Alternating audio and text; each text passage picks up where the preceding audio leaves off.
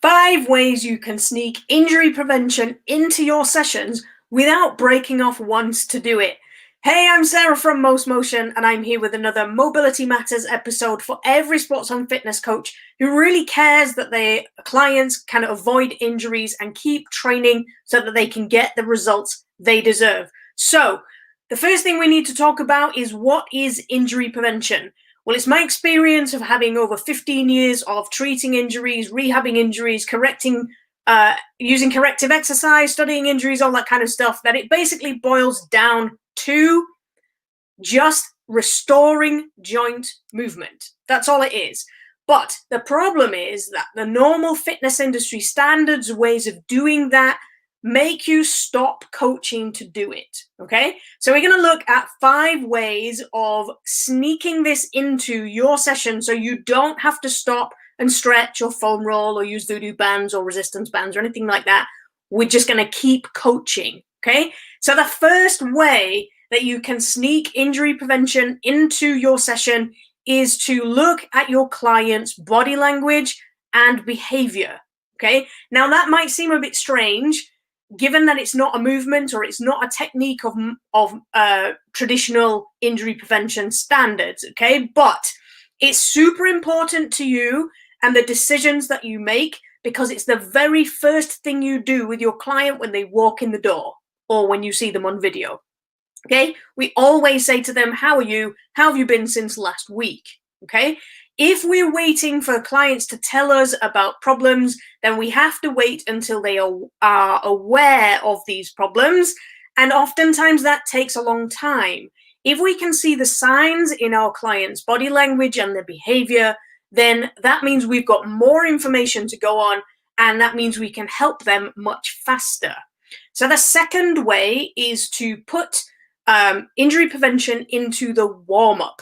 Okay, now the best way to restore joint movement is to move joints in lots of different ways, and the warm-up is the perfect time to do this. If you're going to prepare your client's bodies for exercise, then you may as well make them move better as you do it. Okay, so the third thing is skill acquisition. Now, a lot of people, if they're teaching technique, like deadlifts or running or anything that you can think of where you break things down into individual sections to try and allow somebody to learn a skill and get good technique, this is a super opportunity for your clients to investigate lots of different ways that they can move, because the brain learns from experience. And if the brain's experience is it doesn't feel very comfortable or very efficient to move that way, it will very, very quickly find a more efficient way for your clients to move, and it will often look like what it is that you're trying to teach. So if you can put moving in different ways into the skill acquisition section of your coaching, then that means you don't have to break off your coaching to do it. So the fourth way is to cool down, okay? This is a hugely overlooked opportunity, and clients really hate it because they don't really see the point. They think they can cool down. If we're talking about body temperature, they can cool down walking to the shower. So they don't see why they need to sit with you while you watch them stretch or foam roll or wherever it is that you're asking them to do. They don't like doing it. And most coaches, because they know the clients don't like doing it, will often skip over it. But that means that we're leaving our clients in a very high state of alert, which means that we are leaving them in a very tense and alert is one for a better word, state of mind. And that means that we're constantly in that fight or flight mode. Now, the best way to get our clients to recover and sleep and do all those things is to switch them back into rest and digest. And the fastest way to do that is to give the brain something to focus on that isn't an external stimulus. So exercise is an external stimulus. We're trying to do something for an external reason, okay? When you're coordinating the body or when you're laughing or something like that, it becomes internal. And that way your brain can switch from fight or flight, which it needs for the exercise, into rest and digest, which helps them to recover and cool down very quickly. Okay, so that can be a coordination challenge that your clients can really enjoy and have fun with. So the fifth way is for you to include movement improvement into your recovery sessions. Okay, this is another thing that clients absolutely hate, and you will find that a lot of them will use it as an opportunity to catch up with sessions that they've missed, or they'll just push themselves too hard if it's a session that's a lower intensity session, because let's face it, nobody wants to go at their exercise half-assed, do they? They want to give it full beans. They want to make sure they feel like they've done a workout.